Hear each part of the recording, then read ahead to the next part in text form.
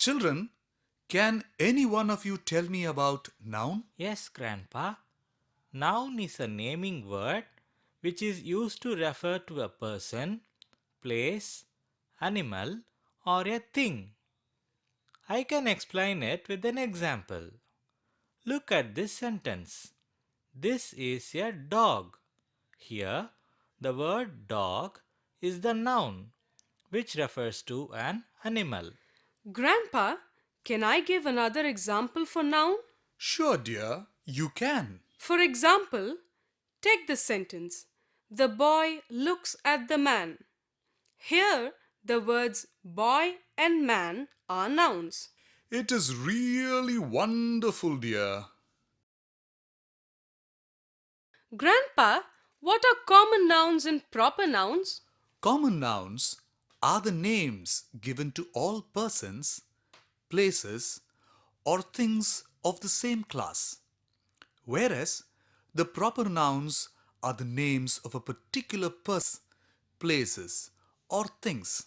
Here is an example. Look at this picture. This is the view of a city in rain, and the city is Chennai. Here, the word city is the common noun and the word Chennai is the proper noun since it refers to a particular city. Okay, Nivya, can you give another example? Yes, Grandpa. Look at this example. Here is a cat by name Tom. Here, the word cat is a common noun and Tom is the proper noun. That is good. Also, children, remember all proper nouns start with capital letters. Examples are Sachin, Taj Mahal, Coimbatore, India, etc. Nivya, can you tell me how many horses are here? There are 3 horses, Grandpa. Good. You could count them correctly.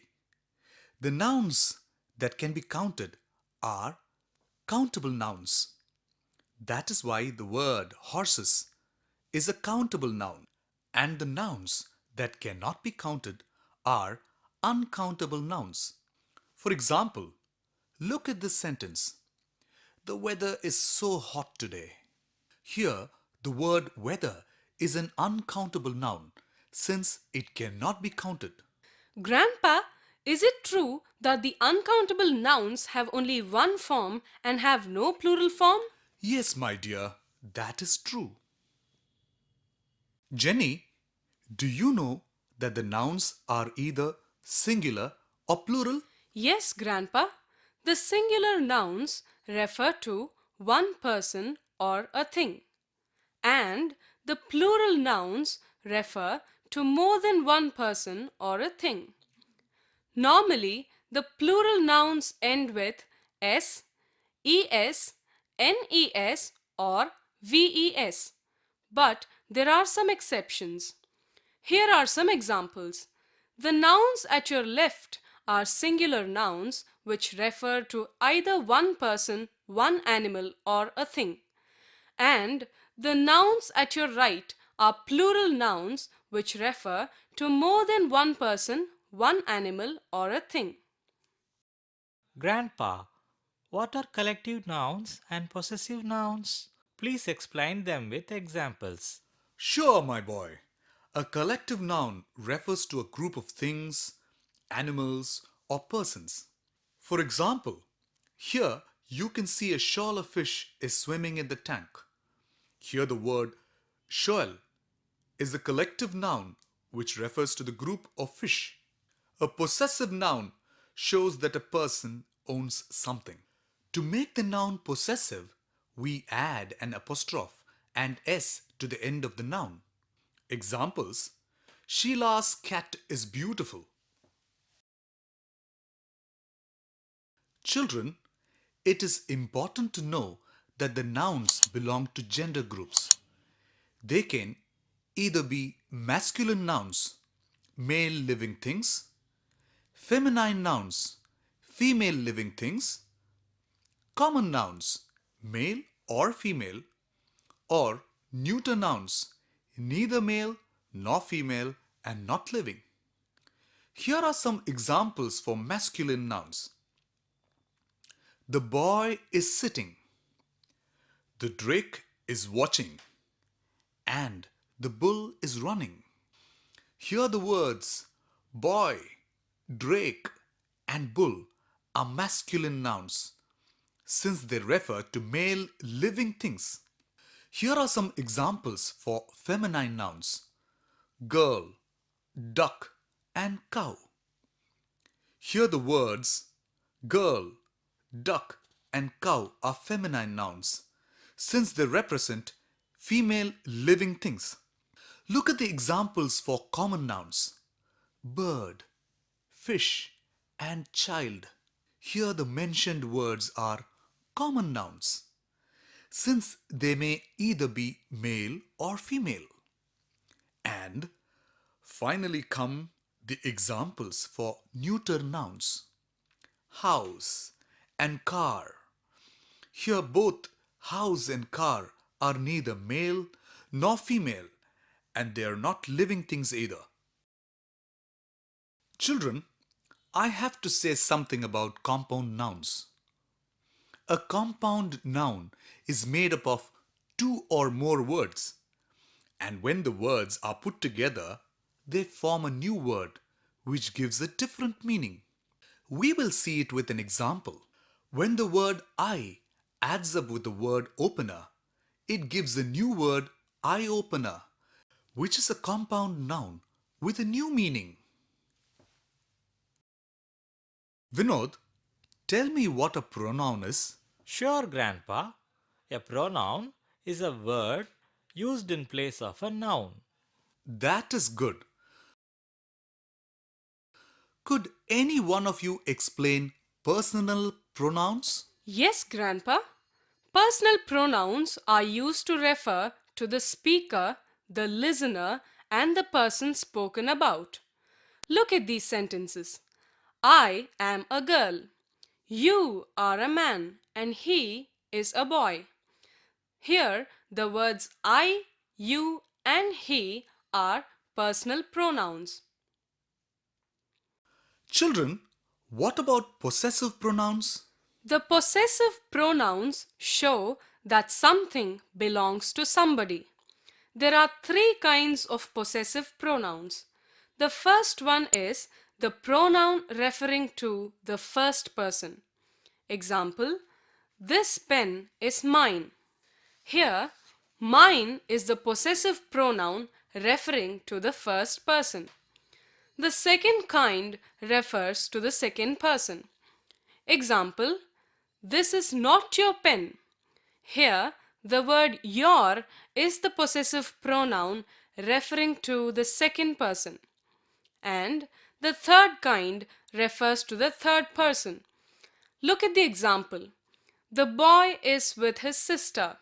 Their dog is with them. Here, the words his and their are possessive pronouns referring to the third persons. Grandpa, let me tell about reflexive pronouns. The reflexive pronouns are used to emphasize nouns. Look at this example. The boy sees himself in the mirror. Here the word himself is the reflexive pronoun which emphasizes the noun the boy. Let me explain the demonstrative pronouns. The demonstrative pronouns are used to point out persons or things. They are this, these, that, and those. Here are examples. This is a cow. These are cattle. That big bird is red in color. Those birds are flying towards north. Grandpa, what are interrogative pronouns? Interrogative pronouns are used in framing questions. They are what, which, who, whom, and whose. Here are the examples for interrogative pronoun. What is the cost of this yellow camel? Which is the better of these two? Whose camels are these?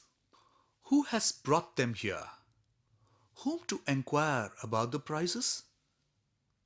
Okay, can any one of you explain relative pronouns with examples? Sure, Grandpa.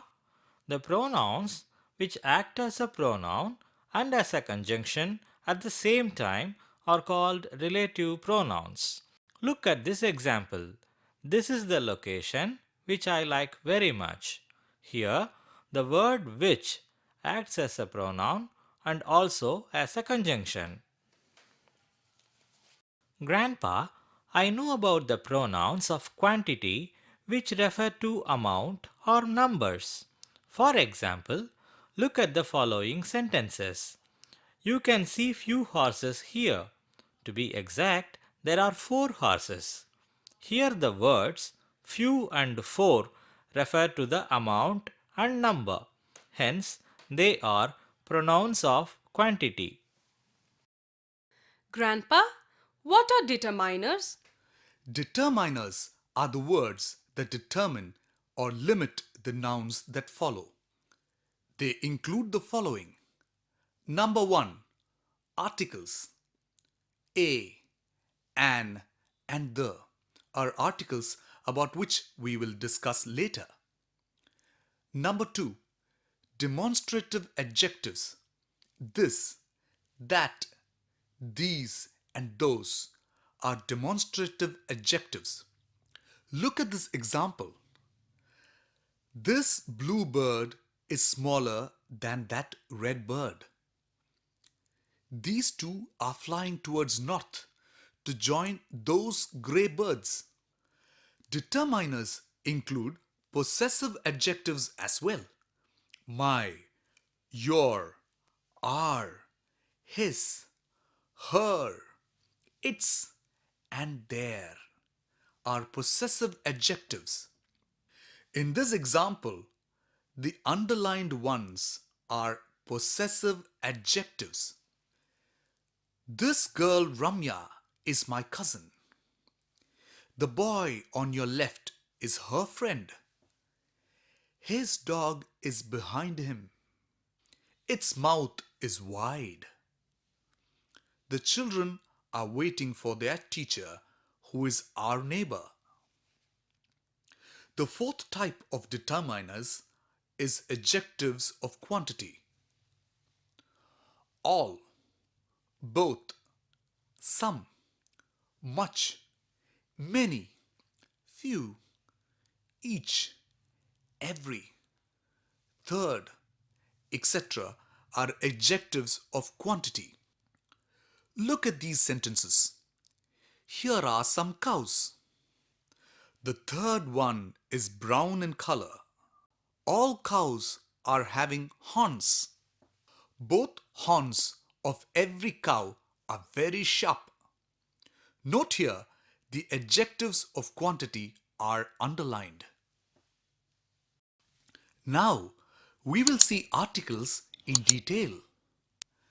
As I have already said, a, an, and the are the articles. Tell me, when should the articles be used?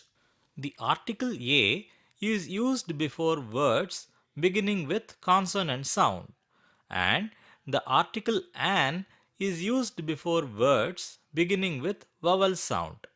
That is fine. Keep it in mind that both a and an are indefinite articles. They do not refer to any particular thing, place, or person.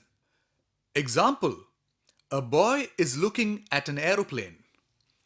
Here the articles a and an does not refer to any particular boy or aeroplane. Well, who is going to tell about the article the? It is me, Grandpa. The article the is called definite article because it refers to a particular thing, place, or person. It indicates the one which the speaker and the listener know about. For example, look at this sentence. Give me the pen. Here, the speaker and the listener know which pen is talked about. And also, the article the indicates something which is only one of its kind. Example, the sun is very hot. Are there any other occasions the article the should be used? The article the is also used before superlatives. Example, the elephant is the biggest land living animal. When a noun represents a whole class, the is used as well. Example, the tiger is a carnivorous animal. Remember, children, it is not a must that all nouns proceed with an article. Look at this sentence as an example. He knows English. Since English is a language, it is not preceded by any article. Such position is called zero article. Children, what did you study yesterday? We studied verbs, Grandpa. If so, you should know what a verb is. Yes, Grandpa.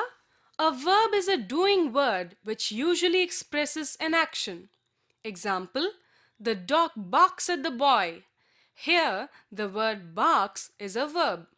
A verb may also express a state. Example, this dog is a dachshund. Here, is a verb which expresses a state.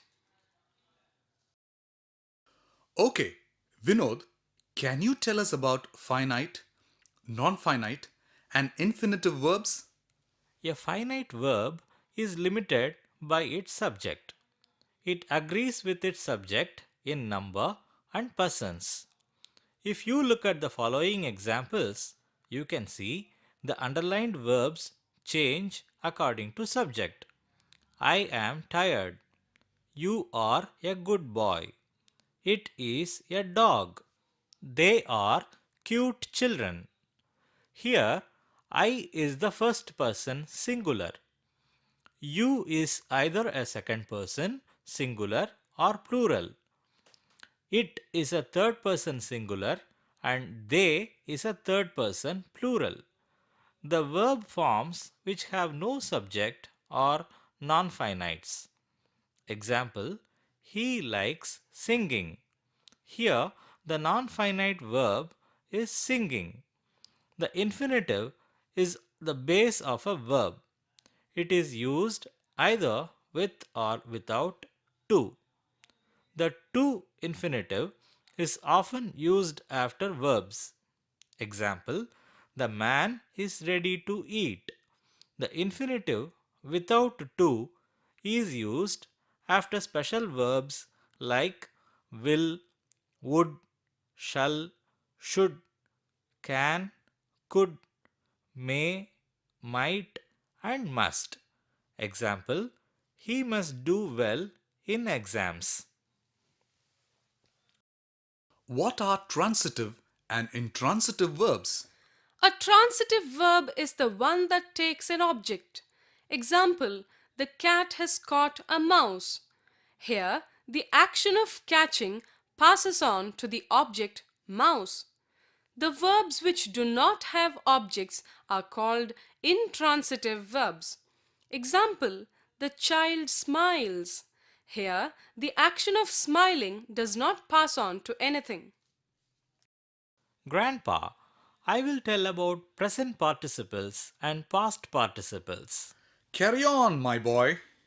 The ing form of a verb, which is used as an adjective, is called present participle. Example, he jumped from the moving train. Here, the ing arm of the verb moving is used as an adjective. The third form of the verb, which is used as an adjective, is called past participle. Example, the broken window was repaired. In this sentence, the third form of the verb, broken, is used as an adjective. A verb must agree with its subject in number and person. That is, the form of a verb depends on whether the subject is in singular, plural, first person, second person, or third person. Look at the following sentences as examples. I play cricket daily. He plays cricket daily. They play cricket daily. You can notice how the verb changes according to subject in number and person. Grandpa, what are modal verbs? Modal verbs express the mood of the speaker. They express probability, possibility, obligation, wish, and expectation of the speaker. The following examples will show how modal verbs express the mood of the speaker. This cat can catch the bird. Here the word can is used to express ability. He could swim well when he was young. Here the modal verb could is used to express past ability. He may come tomorrow. May I use your mobile? In the first sentence, the modal verb may is used to talk about the possibility. And in the second sentence, the modal verb may is used to ask for permission. Look at the sentence. You should study hard to score good marks. Here, should is used to express necessity. In this sentence, he must be 70 now.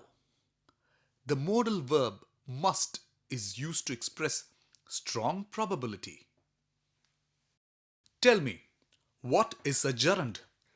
Sorry, Grandpa, we have no idea. No problem. I will tell you. The ing form of a verb which does the work of a noun is called gerund. It may become the subject or object of the verb. Examples: fishing is not allowed here. Here, the ing form of the verb is the subject. Ducks like swimming. Here, the ing form of a verb has become an object. Children, have you studied tenses? Yes, Grandpa. Still, we want to discuss on tenses today. No problem. As you know, tenses tell about the time of an action. They tell us about the action happened before, or happening now, or going to happen in future. The present tense indicates the habitual actions, general facts, and official programs. Look at this example. These men walk in the park every morning. Here, the present tense tells about their habitual action. Here is another example. The sun rises in the east. In this sentence, the present tense indicates a general fact. Look at this sentence. The Prime Minister arrives here on Monday. Here, the present tense tells about the official program. Okay, Nivya, can you explain past tense? Yes, Grandpa. The past tense tells about the completed action and the past habit. For example, he won this cup in yesterday's competition. Here, the verb tells us about a completed action. Look at this example. In the sentence, we woke up very late during last winter. The past tense verb indicates the past habit. Grandpa, let me explain about future tense. A future tense expresses future action and is used in conditional clause also. Look at this sentence. This bus will take you to Trichy. Here, the verb is used to tell about the future action. In this example, this dog will bite you if you enter the gate. The future tense verb is used in a conditional clause. Jenny, you tell about present continuous, past continuous, and future continuous tenses. The present continuous tense is used for actions that are going on at the time of speaking. Example: this dog is jumping. Here, the action is happening during the time of speaking. The past continuous tense is used for an action that was going on at a certain time in the past. For example, I was writing a letter at 8 o'clock this morning. Here, the action of writing was going on at a certain time in the past. The future continuous tense is used for actions that will begin at a certain time in the future and end after it. Here is an example. We will be touring Ooty by this time next week. Nivya, it is your turn to explain perfect tenses. A perfect tense may either be present perfect, past perfect, or future perfect. The present perfect tense links up a past action with a present one. Look at this example. The man has caught this tortoise in the pond. Here, the action of catching is a past one, but the man is still holding the tortoise at present. The past perfect tense is used for the action that happened first when we talk about two past actions. Look at this sentence. The sun had risen when I got up. Here, the action of sunrise is the first one of the two past actions. Hence, past perfect is used there. The future perfect tense is used to express the completion of an action by a certain time in future. Example, by this time tomorrow, I will have finished the job. Here, the job is going to be finished by a certain time in future. Hence, future perfect tense is used. Grandpa, can you tell us what adjectives are? Sure, my child. Adjectives are the describing words. They describe a person or a thing. Are there many kinds of adjectives, Grandpa? Yes, dear. There are 5 kinds of adjectives. Let me tell about them one by one. The descriptive adjectives show the quality of a person or a thing. Example, good, beautiful, etc. The possessive adjectives show the ownership. They are my, our, your, his, her, its, and their. The demonstrative adjective point out things or persons. They are this, that, these, and those. The interrogative adjectives are used in questions. They are which, what, where, etc. And finally, the adjectives of quantity include all the numerals like one, two, second, both, some, etc. Look at the example. These two are our dogs. Both are ferocious. Which is the bigger of the two? Here, the adjective ferocious describes the quality of the dogs, and hence it is a descriptive adjective. The word are shows the ownership, and hence it is a possessive adjective. The word these point out the dogs, and so it is a demonstrative adjective. The word which forms a question, and hence it is an interrogative adjective. And the words both and two, numerals, and so they are adjectives of quantity. Grandpa, tell us about adverbs. An adverb is a word which tells us how and where an action is done. Is it true that there are many classes and subclasses of adverbs, Grandpa? Yes, my boy, you are right. Go through this example carefully. These cows were brought here carefully from Denmark yesterday. They are usually very good milking cows. These are the ones which I want to breed in India. An adverb of manner answers the question how. Here, the word carefully is the adverb of manner. An adverb of place answers the question where. In this example, the words here, Denmark, and India are adverbs of place. An adverb of time answers the question when. Here, yesterday is the adverb of time. An adverb of frequency answers the question how often.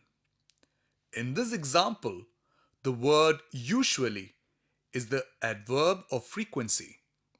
Adverbs of degree answers the question how much.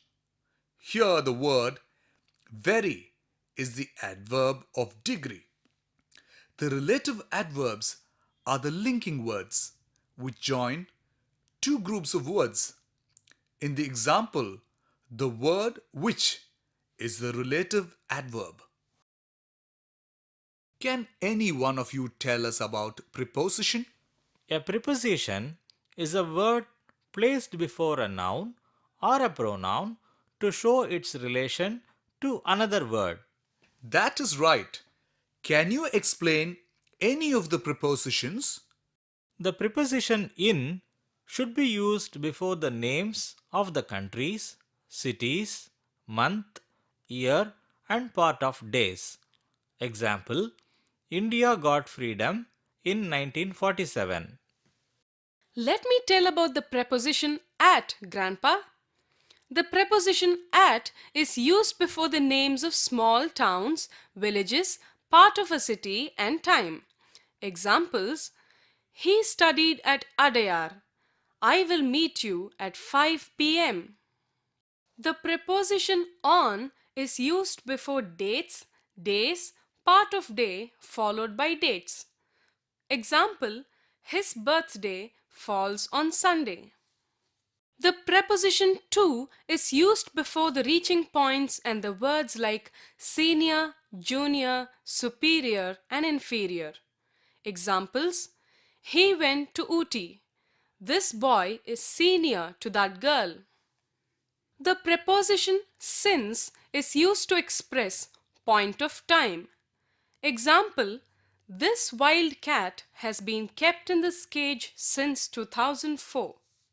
The preposition for is used for period of time.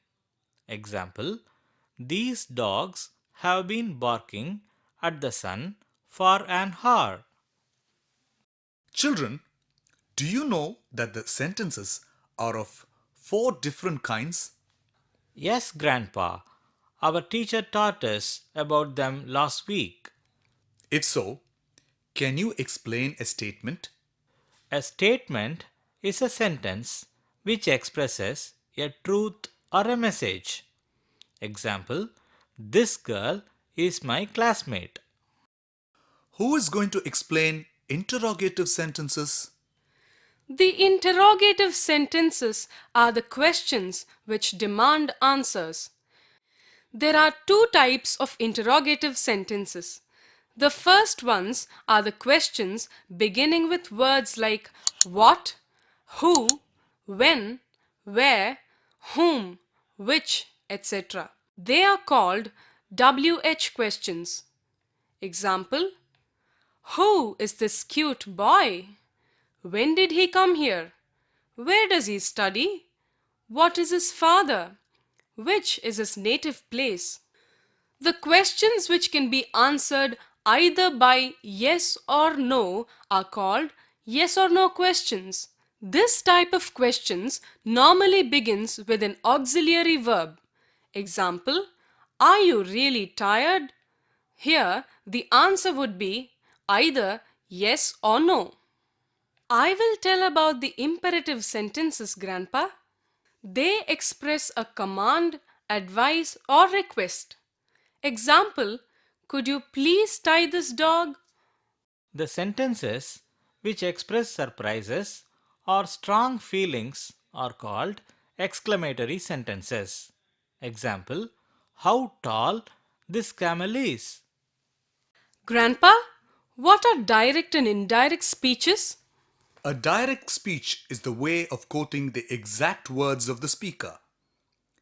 An indirect speech reports a message without quoting the actual word used by the speaker. Here are the examples for direct and indirect speeches. Direct speech. Ram said, I want to become a doctor. Indirect speech. Ram said that he wanted to become a doctor. In the direct speech, we can see the exact words of Ram within quotation marks. While changing Ram's statement into indirect speech, the following changes are made. Number 1. The conjunction that is put after the reporting verb said. Number 2. The quotation marks have been removed. Number 3. There is no comma after the verb said. Number 4. The pronoun I has changed to he according to the speaker.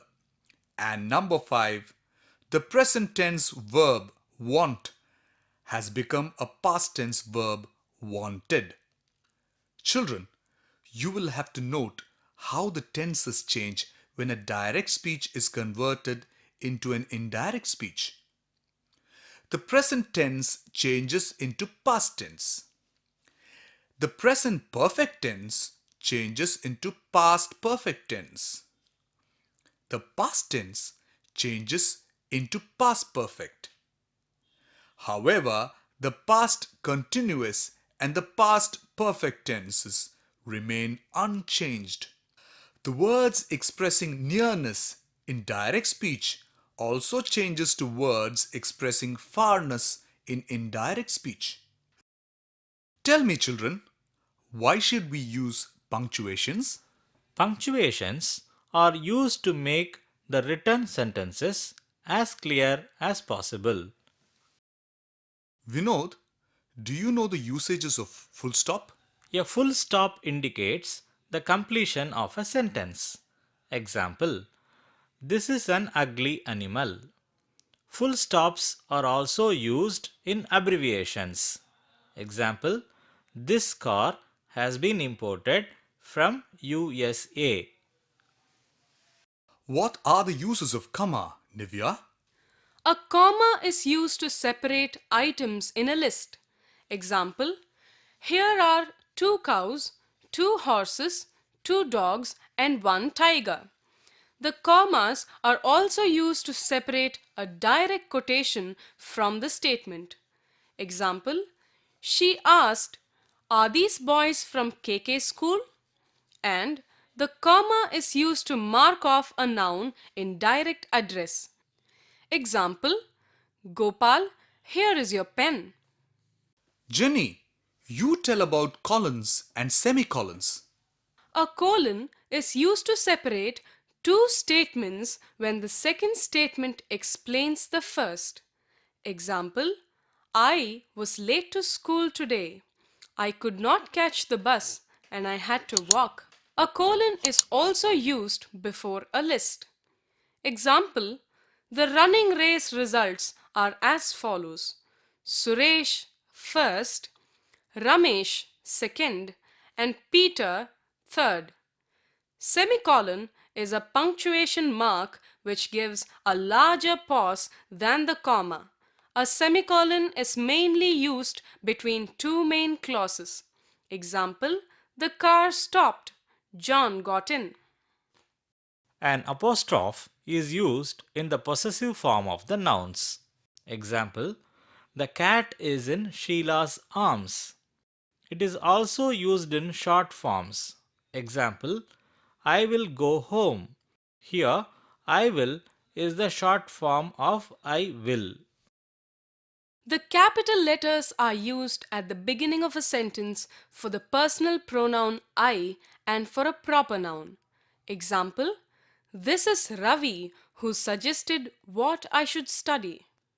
Can any one of you tell me when question marks and exclamation marks should be used?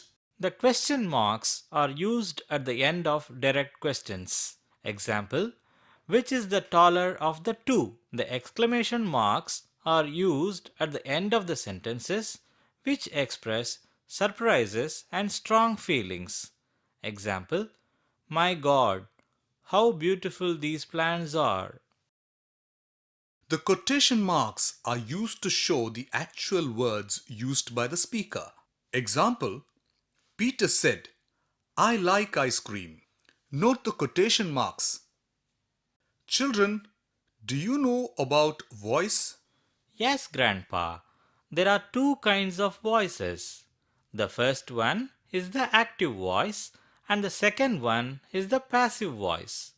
When the subject is the doer of the action, the sentence is said to be in active voice. Example: The cat caught the mouse.